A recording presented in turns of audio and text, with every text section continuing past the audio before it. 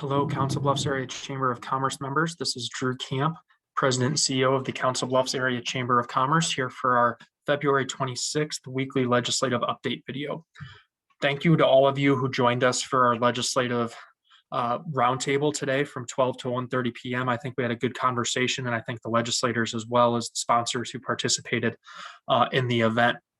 Kind of jumping right into some of the issues that we want to talk about. Broadband continues to be an issue. The biggest thing they need to look at is how to fund it. For one, it's the $150 million a year, and then also the policy behind it as well. There's a lot of competing interests, so to speak, but then also a lot of things to consider as to how the best policy is to move it forward as you look at other federal dollars that are available to the state to expand and extend broadband infrastructure, but also the speeds of the 100 up, 100 down is what Debbie Durham's looking at, and we're supportive of because it's what we need for manufacturing and Industry 4.0 to really expand our economy going forward.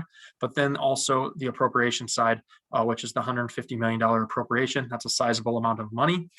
So that's something obviously the legislators are going to take a really hard look at as they look at the appropriations and as they get the revenue estimating conference numbers here in, I believe, 2 or 3 weeks to kind of see what we have looking ahead for some budget and revenue expectations. That'll be a big thing as we look at large appropriations such as that. There's also an IADA tax credit bill that's looking at kind of how we're going to split the pie underneath the $170 million IADA tax credit cap. And that's something where we would also see that doubling of the workforce housing tax credit, the doubling of the brownfield grayfield tax credit, pushing down some of the numbers for the high quality job tax credit to kind of fill that gap so that it's net revenue neutral, that it's revenue neutral at that $170 million cap. And then also moving around some different pieces for placemaking and some, like I said, the angel investor tax credit for a venture and seed capital funding, just really kind of realigning our priorities within that cap. And that's a really important piece to make sure that we stand with Debbie on to move things forward in the best way possible for our state.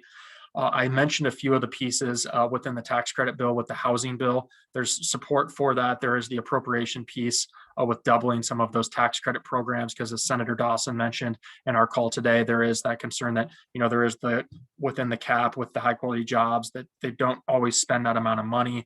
So it's possible if we do increase some of those numbers, they will have to make sure they can appropriate and cover those dollars to meet the demands of any new appropriations. So that's something we want to work with them on to help them make sure that we can stay within that $170 million cap and do all these extensions and expansions that we support in a fiscally responsible way.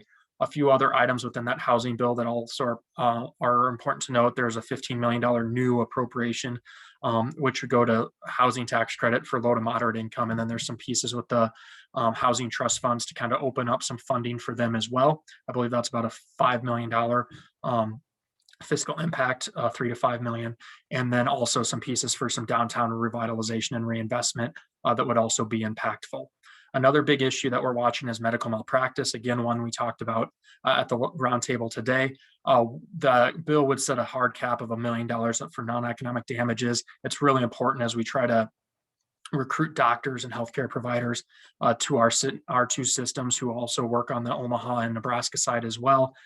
They have better protections, frankly, than we do for tort reform and malpractice. So we need to try to come up to par with them to make sure we're providing the protection our medical providers need, and also just our service providers, the organizations CHI and Methodist, to make sure that Steve and Dave and Ann and Denise can really make sure that they're recruiting the people that they need to for their respective entities and institutions. Another piece that we're watching very closely is TIF. It's something we've talked a lot about, getting rid of the perpetual TIFs, the phasing of the perpetual TIFs. That's the House Ways and Means Chair's bill. We continue to be opposed adamantly to that bill. We think there's some unintended consequences in how it would allow us to do large projects, how it would allow us to compete with our neighbors across the state, across the river, how it would really just impact existing obligations. There's an array of things we're concerned about that we're working with the folks running this bill in the legislature on, but it's something we really want to make sure that we continue to monitor. TIF is always something we will fight pretty adamantly about anytime it comes up at the state legislature, and this is no different. We'll continue to monitor tax reform. Senator Dawson is in the driver's seat for that. We know that there's going to be some implications on mental health funding and trying to move that towards a sales tax covering it more so with sales tax and trying to get to that, 115, 120 million in appropriation to address that to start through sales tax, but then upwards towards 150 million. That would save about 80 million in property taxes that are currently beholden by county property taxpayers. So that's something that we are looking at as well. We think mental health needs to be expanded. We think it needs to have some additional resources put towards it, and we're really excited to see the kind of innovative way that it sounds like Senator Dawson is looking at doing that, and then also some continued conversations about corporate income tax and getting that down, and how we look at the deductions, tax credits, and exemptions as a result of doing so as well. That's something, whether it's this session or next, we'll obviously look forward to having those conversations with Senator Dawson as well. Childcare is something that continues to move forward. We're supportive of all those bills. Continue to work with our friends in the Senate now.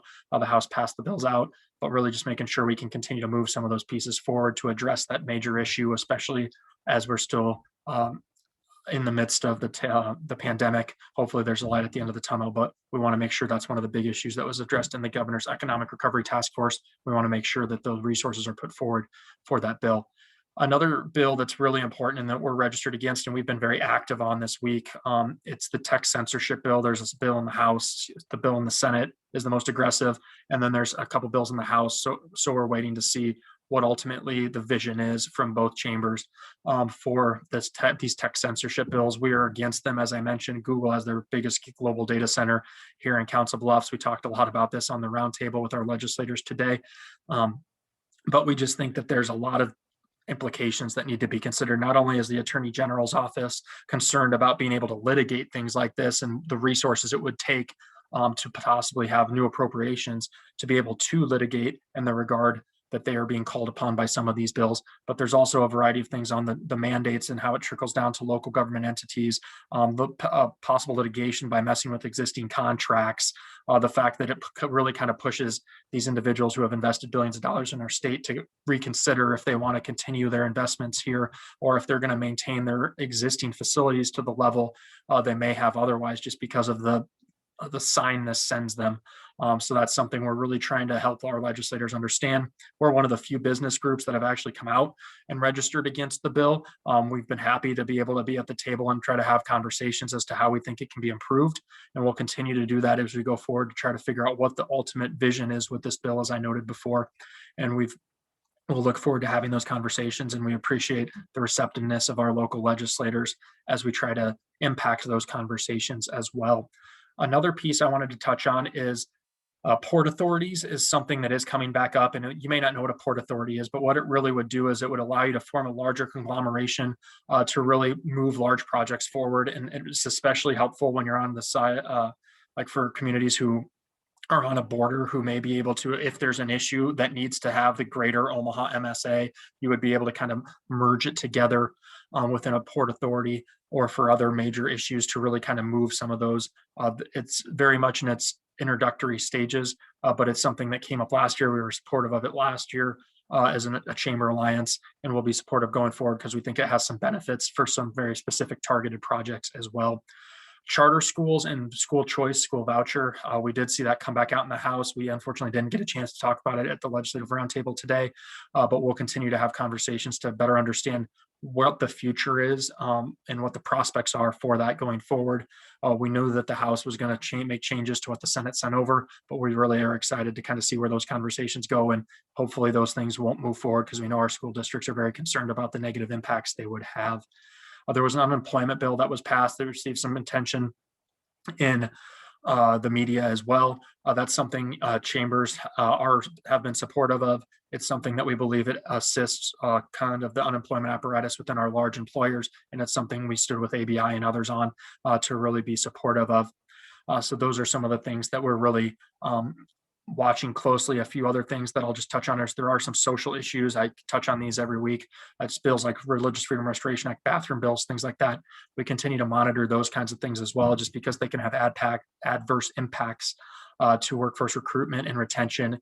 And just anytime we have conversations with existing industries, but also new industries we may be trying to recruit, those kinds of bills can be very a disincentive for them. And can be a turnoff for them and impact tourism as well. So those are things we continue to watch and we continue to monitor. That was a lot of information. We continue to monitor a lot of different things, as you can see. We are very active in the tech censorship conversation this week. We will continue to be going forward.